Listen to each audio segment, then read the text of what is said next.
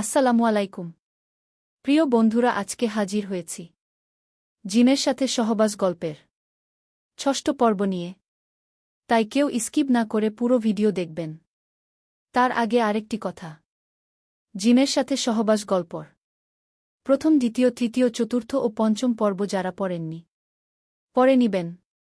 তাহলে আর দেরি কেন, চলুন শুরু করা যাক আজকের ভিডিও। কথাটা বলে জিনটা বিকট শব্দে হাসতে লাগল। ওর ভয়ঙ্কর ও বিকট শব্দে শামিমা বেহুশ হয়ে যায়। শামিমার হুশ ফেরে ওর মায়ের ডাকে। হুশ ফেরায় শামিমার মা বলে, শামিমা, কি হয়েছে তোর? তুই ঘুমের মাঝে এরকম করছিস কেন? মায়ের কথায় শামিমা বললেন, মা, আমাকে ওই জিনটা কোথায় যেন নিয়ে গেছে, একটা পুরনো বাড়িতে। তখন শামিমার মা বললেন, কই, তুই তো কোথাও যাসনি, এখানে আমার পাশেই তো শুয়েছিলি, তুই হয়তো স্বপ্ন দেখছিস। শামিমার কথায় ওর মা বললেন, ভয় পাস না, ঘুমা, আমি আছি তোর পাশে। শামিমা ওর মাকে জড়িয়ে ধরে ঘুমালেন। পরের দিন সকালবেলা শামিমার কল পেয়ে ঘুম ভেঙে গেল আমার। ওর ফোন রিসিভ করলাম।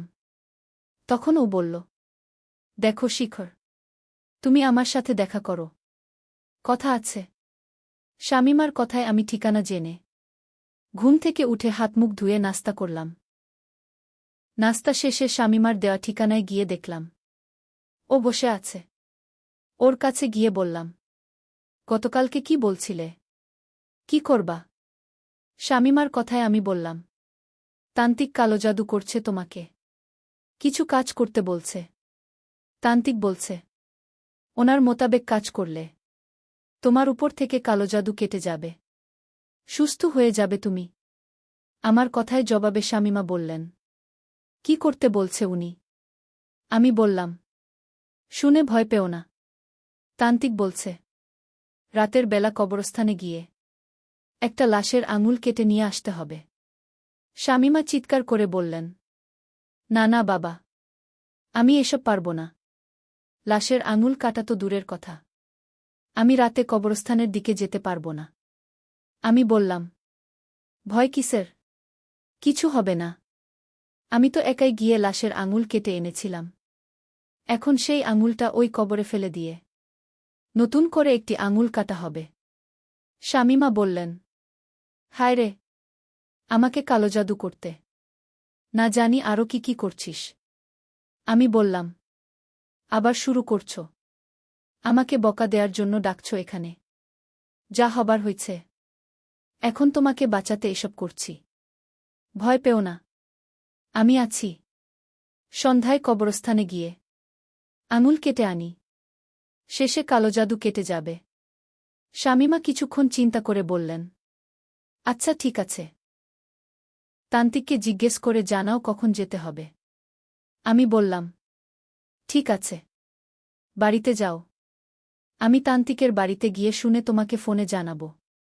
শামিমা বললেন, ঠিক আছে, আমি মা বাবাকে বলব বান্ধবীর বাড়িতে যাচ্ছি, সন্ধ্যায় তোমার সাথে দেখা করব।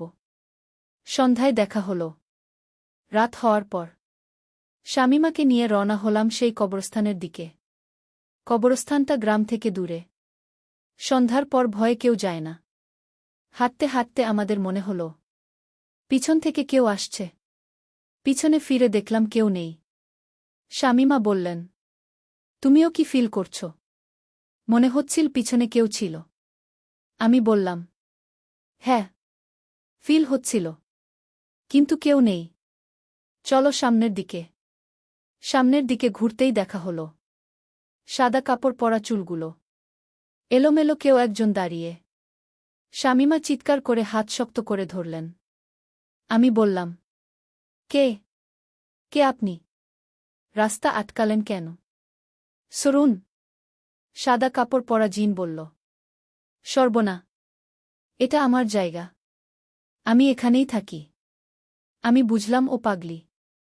শামিমাকে বললাম, ভয় পেও না, ও একজন পাগলি, কোনো জিন বা ভূত না, চল আমার সাথে। পাগলি বলল, সামনের দিকে যাবি না, ফিরে যা, বিপদ আছে। শামীমাকে বললাম, কান দিও না। পাগলি মানুষ নয়। শামীমা বললেন, শিখর, পিছনে তাকাও। পাগলিটা নেই। পিছনে তাকিয়ে দেখি। আসলেই নেই। আমি বললাম, হয়তো চলে গেছে।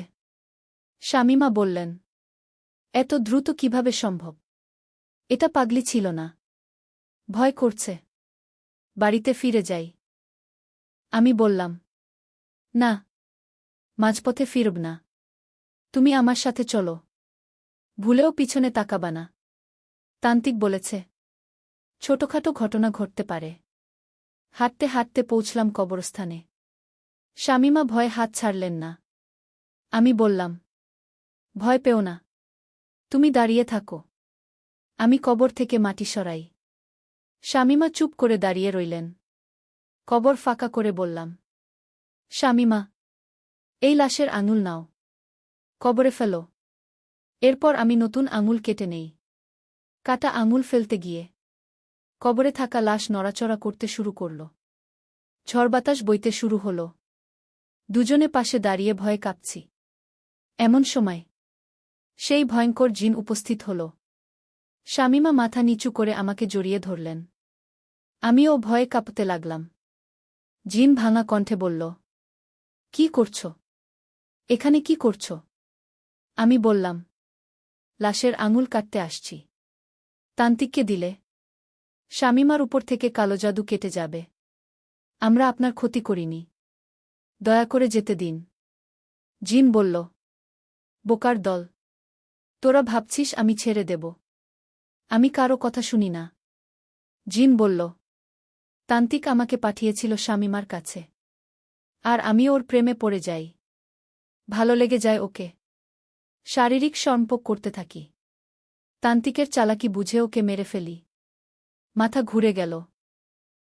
আমি বললাম, তান্ত্রিক মারা গেছে। এখন শামীমার কি হবে? জিন বলল, আমি যা চাইব তাই হবে। কেউ ছাড়াতে পারবে না। পালাও তাড়াতাড়, না হলে দুজনকেই মেরে ফেলব। আমরা চিৎকার দিয়ে দৌড়ালাম তান্ত্রিকের বাড়িতে।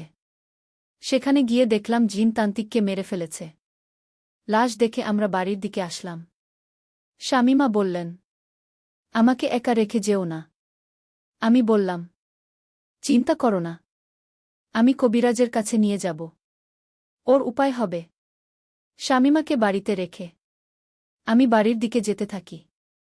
তখনই সেই ভয়ঙ্কর জিন আমার সামনে এসে হাজির হল। চলবে কি আরও?